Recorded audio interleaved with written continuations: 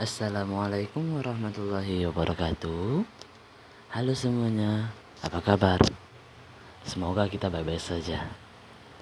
Baiklah, kembali lagi dengan saya di sini. Saya Okta Aryansa. Sekarang kita akan bahas tentang sistem indera.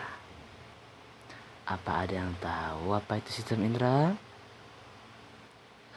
Baiklah, sistem indera adalah bagian dari sistem saraf yang berfungsi untuk proses informasi indera. Di dalam sistem indera terdapat reseptor indera, jalur saraf, dan bagian dari otak ikut serta dalam tangkapan indera. Umumnya, sistem indera yang dikenal adalah penglihatan, pendengaran, penciuman, pengecapan, dan peraba. Dari pengertian tersebut, kita tahu bahwa sistem indera itu sangat penting bagi kehidupan kita, baik itu dalam hal fisik maupun non-fisik. Baiklah, di sini saya akan bahas macam-macam sistem indera. Apakah ada yang tahu di sini ada berapa sistem indera? Yaps, benar sekali.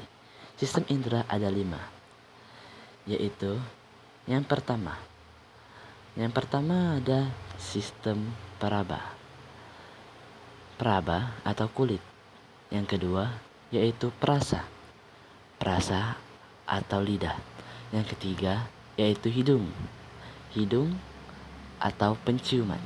Yang keempat yaitu mata atau penglihatan. Dan yang terakhir yaitu adalah telinga atau pendengaran. Yang pertama akan kita bahas yaitu tentang sistem mata.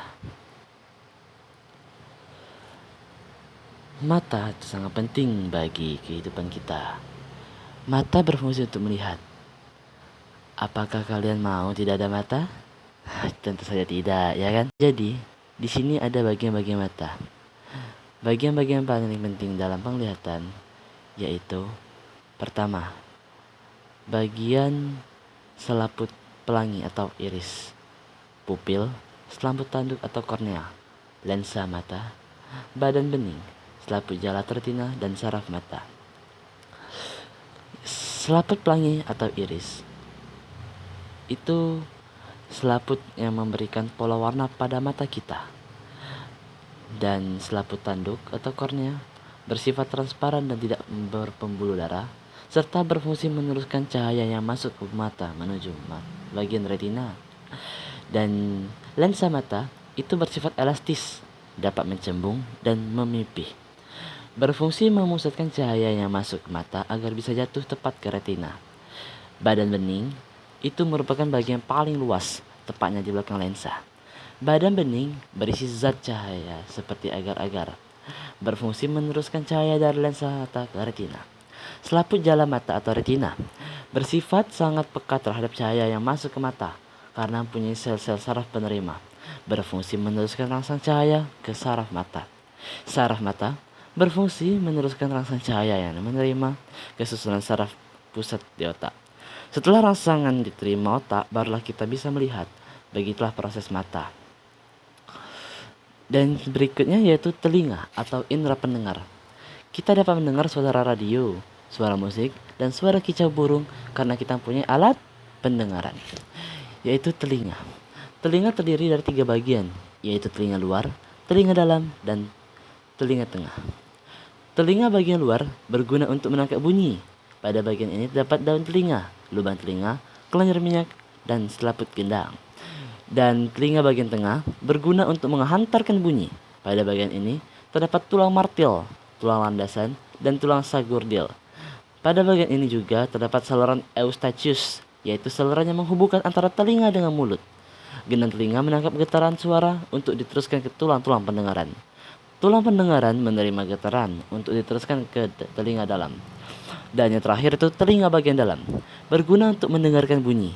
Pada bagian ini terdapat tingkap jorong, tingkap bundar, aluran saluran di tengah lingkaran, dan rumah siput.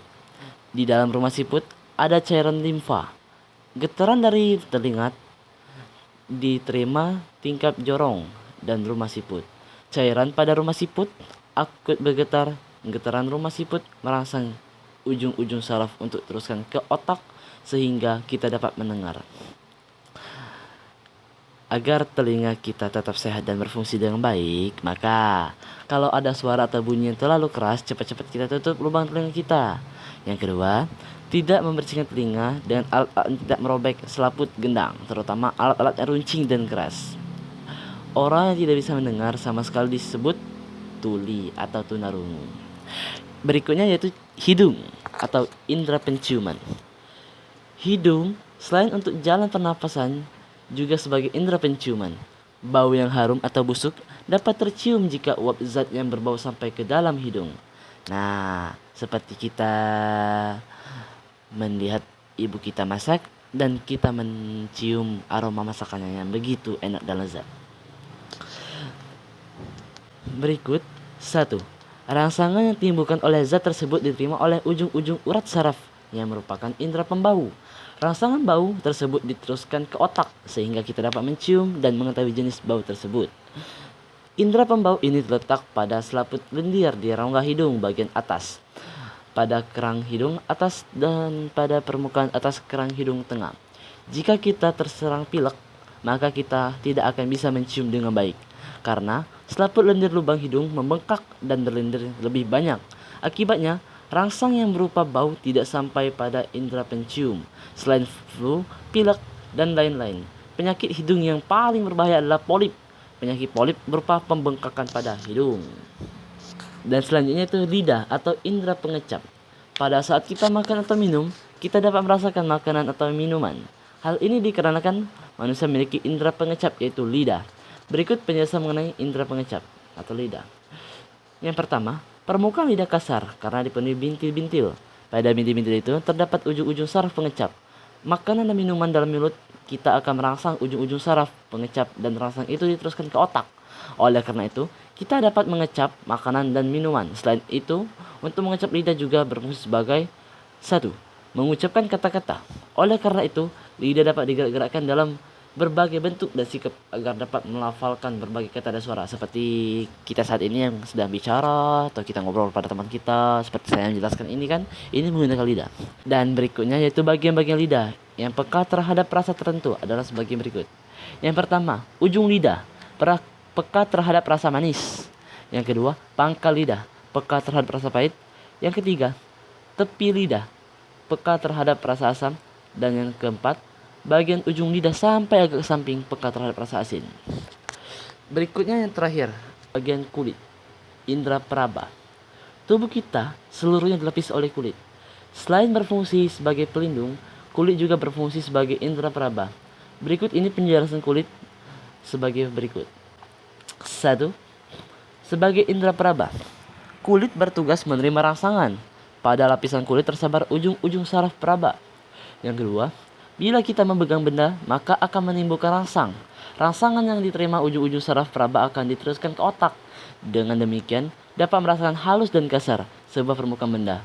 Selain itu, dapat merasakan panas, dingin, sakit, atau nyeri. Selain sebagai indera peraba, kulit juga berfungsi sebagai pelindung tubuh loh. Pengatur suhu tubuh, tempat keluarnya keringat, dan penjaga masuknya kotoran atau bibit penyakit ke dalam tubuh. Kulit terdiri dari 2 lapisan, yaitu lapisan ari dan lapisan jangat. Contohnya seperti misal kita dicubit, bagaimana rasanya? Apakah sakit? Ya pasti jelas sakit lah, namanya dicubit.